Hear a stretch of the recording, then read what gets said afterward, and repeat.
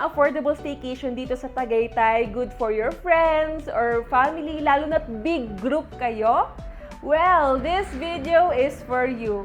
Welcome back to my channel. It's Rico Mabel, your Airbnb Superhost. In a span of 3 years, we have managed to host over 1,000 of stays. So join me in my journey as I navigate through Airbnb hosting, business, and personal growth. For today's video, itutur ko kayo ngayon dito sa Villarica Suites, your next Airbnb stay here in Tagaytay City. Alright, before I get started with the video tour, you might be asking me, Miss Rica, ano ba yung mga basic amenities nyo dyan? Ganyan, so I can continue watching the video. Alright, I'm gonna be explaining it to you na. Okay? So first things first, meron po tayo ditong 2 aircon bedrooms and yung pinaka-capacity po natin dito is up to 10 packs. So just imagine kung marami kayo, kasama nyo na si tita, si lola, si mami, si daddy, si kuya, si ate, si bunso, kasyang-kasya po kayo dito. Next is, meron din po tayong unlimited access to fast Wi-Fi. So over here po is super friendly po siya kapag kayo ay big group kayo and at the same time kung meron kayong kasama na merong work from home or remote yung pinaka-work niya, this is super perfect for you kasi meron din po tayo ditong dedicated workspace para sa mga work from home or di kaya kung meron kayong meetings and everything, this one is super perfect po for you. Ayan. Next is meron din po tayo ditong Smart TV with Netflix and karaoke. Ayan, so this one po is super ideal din po kapag big group kayo and gusto nyo mag-bonding, movie night man yan or karaoke night, pwedeng-pwede po yan dito. Alright, and then wala din po tayong corkage fee dito. So unlike sa other mga staycation na you have to pay extra if may dala kayong food from outside, ganyan, dito po ay wala po tayong ganon. So that is super perfect and super ideal po kasi pwede din po kayo magpa-deliver dito ng Grab Food or di kaya Food Panda. So that one po is super accessible din po over here. Ipipin nyo lang po, Villarica Suites and alam na po yun ng mga rider. Next is, meron din po tayong free parking space. So perfect po siya lalo na kung big group kayo and talagang siksig-liklik at umaapaw po kayo sa sasakyan kasi ganun po kadalasan pag big group. Meron din po tayo ditong free parking space. So wala na din po kayong babayaran. And yung pinaka-parking space po natin is also CCTV protected. Ayun! Next is, meron din po tayo ditong unlimited drinking water. So it means, hindi nyo na po kailangan bumili ng mga Wilkins bottle, yung mga big gallons and everything. Dahil alam ko po na hassle din po talaga yon na bilhin, ganyan. So meron din po tayo niyan dito. Meron po tayo nung purified drinking water na if maubos nyo na po, pwede lang po kayong mag-request sa ating caretaker at papalitan nyo po yung water. And finally, meron na din po tayo ditong kitchenware and tableware. So hindi nyo na po kailangan magdala ng mga plate, spoon, fork, baso, tasa, electric heater, whatsoever. Meron na din po tayo niyan over here. So, kumbaga, very complete na po siya. Perfect na perfect para wala na po kayong maraming daladalahan kapag magsistay po kayo dito sa Villarica Suites. Without further ado, let's get started na po sa tour. I hope na-entice po kayo lalo magstay dito sa Villarica Suites. Sige pa, let's go! Alright, so to start, pagpasok nyo po ng room is meron po tayo ditong pinaka-dining area. So yung dining area po natin, ang nakaset up po natin dito ngayon ay good for 6 packs, pero kaya po yan kahit 8 packs kayo. Ayan, so super spacious po ng ating pinaka-dining table over here.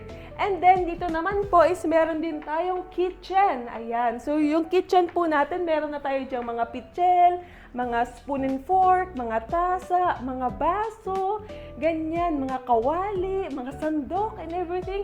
Complete na po tayo dyan. So makikita din po natin dito is meron na din po tayong pinaka-rice cooker dahil rice is life. Ayan, meron na din po tayo niyan. And then meron din po tayong pinaka-electric stove, water dispenser na may hot and cold. Ayun. And then meron din po tayong microwave oven para kung meron tayong mga takeaway food or di kaya meron tayong Sharon pagdating sa mga events natin at gusto natin kainin the next day, pwede po natin yung initin dito sa ating microwave oven. And then over here, meron din po tayong ref. Ayan. So our ref po is very spacious naman po siya. Meron din po siyang freezer. So in case na mag-stay po kayo dito and gusto nyo magluto ng breakfast, ganyan, so meron din po tayong complete na gamit dyan. Ang dadalhin nyo na lang po is yung mantika, salt, pepper, mga ganyan, yung mga seasonings na lang po. And then meron na din po tayo ditong pinaka-dishwashing liquid and sponge para kapag kayo ay maghugas ng pinggan and everything, pwede nyo pong gamitin yan. And then, punta naman po tayo dito after our kitchen is meron po tayo ditong living area. So, yung pinaka-sofa po natin can seat up to 4 people. And then, meron din po tayong extra upuan over there. So, perfect po siya for movie nights. Ayan. So, very din po siya. Very spacious as you can see over here. Kumbaga, hindi naman po hahapdi yung mata nyo dahil sobrang lapit nyo sa TV. So, very okay po yung ating spacing. And ito naman po yung ating pinaka-TV over here. So, pwede na po tayo dyan mag-Netflix, mag-YouTube, at mag-karaoke. At dahil napansin namin na very popular na po ng pinaka-speaker na may microphone. Meron na din po tayo dito ang pinaka-Bluetooth speaker. So, ito na po yung ating pinaka-microphone. Ayan. So, very cute po siya and at the same time, very convenient para kahit latest songs man yan or di kaya old songs, pwede natin kantahin dito dahil i-connect na lang po natin itong Bluetooth dito sa ating TV para talagang kahit anong kanta kakantahin. Ayan. Pwede pa kayong mag-duet. Ayan.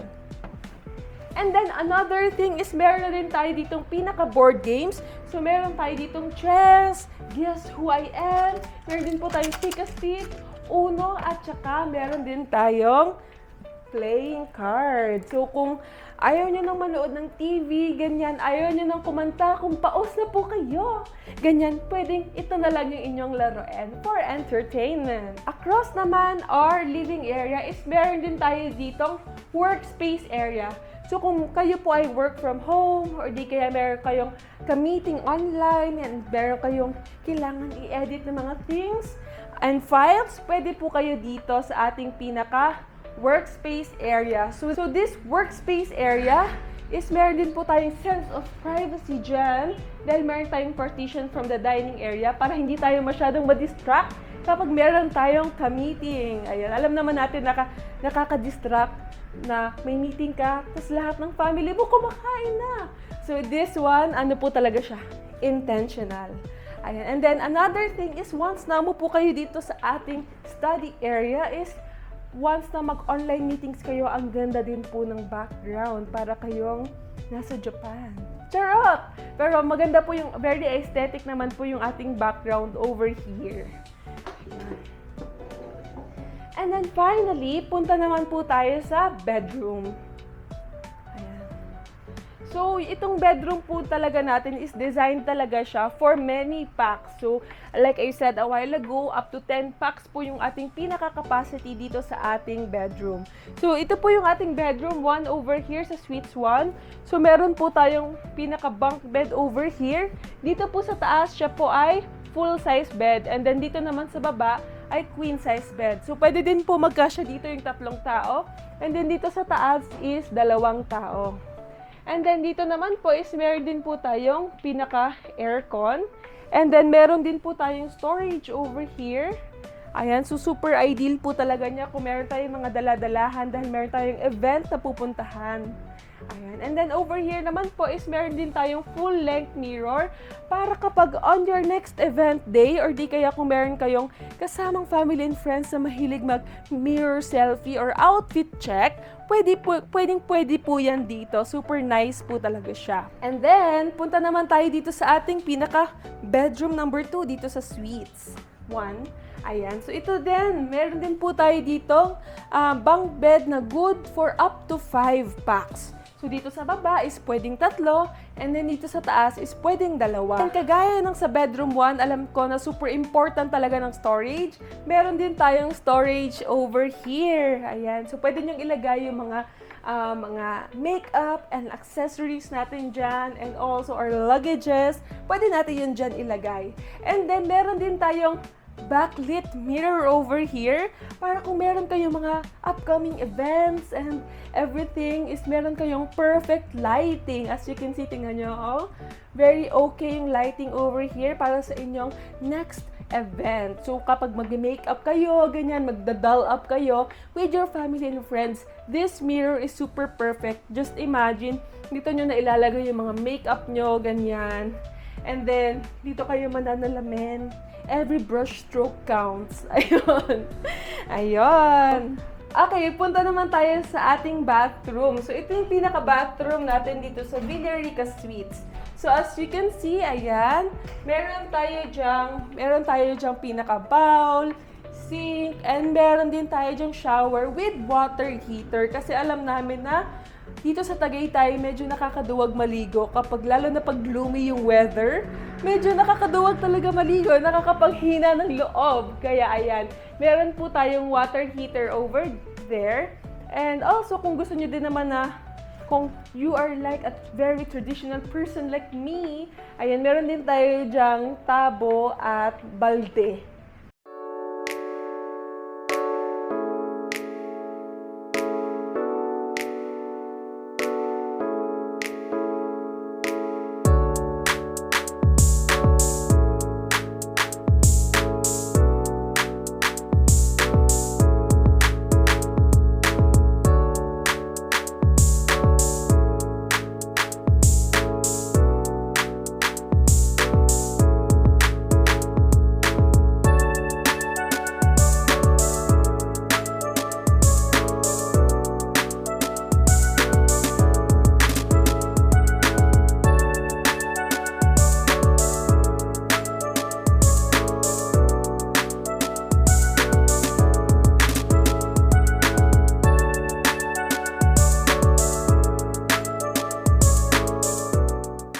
Everyone, so gusto ko lang din i-plug din over here that we also do decorations.